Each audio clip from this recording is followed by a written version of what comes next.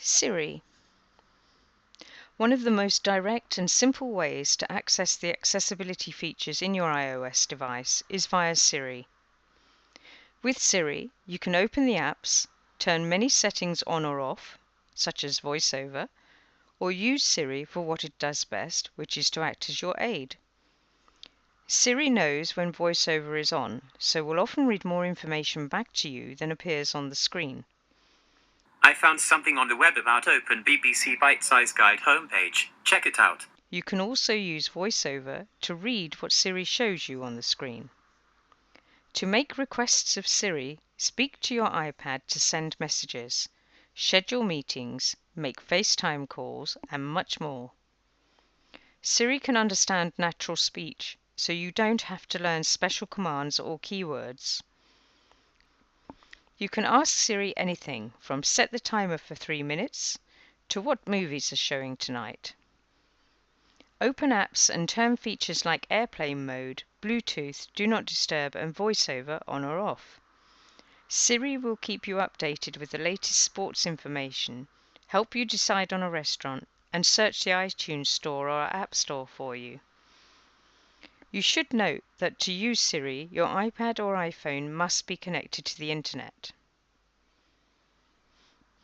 To summon Siri, you can press and hold the home button, release the button and then make your request.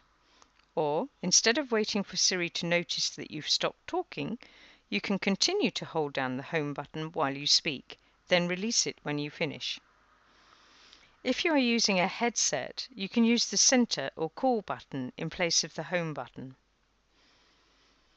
There is a feature called Hey Siri. You can use Siri without pressing the home button. Just say, "Hey Siri," then make your request. With iPadPro, Siri is always listening, even when iPad isn't connected to a power source. Other models do require iPad to be plugged in. To turn Hey Siri on or off, go to Settings, Siri, Allow Hey Siri. You can get hints from Siri by asking Siri, "What can you do?" or typing in a question mark. The on-screen response from Siri often includes information or images you can tap for additional detail or to perform some other action. If you prefer, you can change the voice gender for Siri.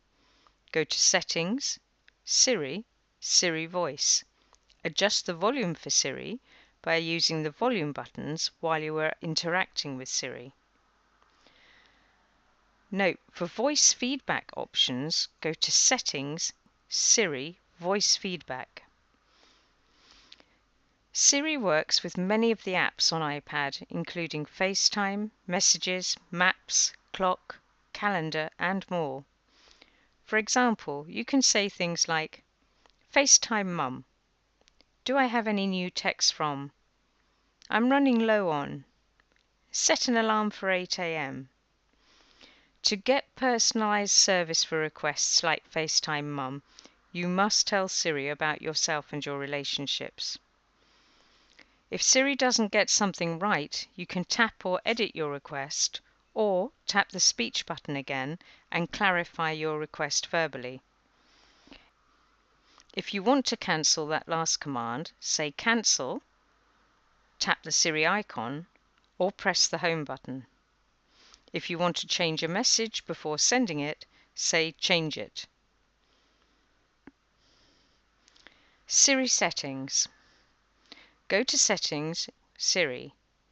Here you can turn Siri on or off, turn on or off Hey Siri, specify the language to use, set the voice accent and gender, specify your My Info card, choose a setting for voice feedback.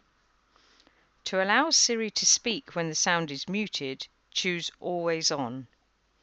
To silence Siri when the sound is muted, except when you are using Hey Siri, or when iPad is connected to a Bluetooth device or headphones, choose Control with Mute Settings. To allow Siri to speak only when you are using Hey Siri, or when iPad is connected to a Bluetooth device or headphones, choose Hands-Free Only. To prevent access to Siri when the iPad is locked, go to Settings, Touch ID and Passcode. This is only available in the iPhones, iPadPro, iPad Air 2, iPad Mini 3 and later. Or go to Settings, Passcode for the other models. You can also disable Siri by turning on restrictions.